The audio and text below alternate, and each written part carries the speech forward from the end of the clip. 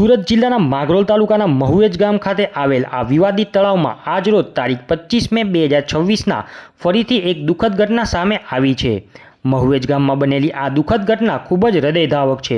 જે ગેરકાયદેસર તળાવનું ખોદકામ કરવામાં આવે છે એ તળાવમાં માછીમારી કરવા ગયેલા બે આદિવાસી કિશોરો તળાવના ઊંડા પાણીમાં ગરકાવ થઈ જવાથી મૃત્યુ પામ્યા હતા, જેના પગલે સમગ્ર પંથકમાં શોકનું મોજું ફરી વળ્યું છે। સરકારના તમામ ઉચ્ચ અધિકારીઓ, કલેક્ટર, મામલતદાર, ટીડીઓ, સરપંચને વારંવાર ગ્રામજનો દ્વારા જાન્યુઆરી 2026થી રજૂઆત કરવા છતાં પણ આ ગેરકાયદેસર તળાવનું ખોદકામમાં કોઈ એક્શન લેવામાં આવ્યું ન હતું।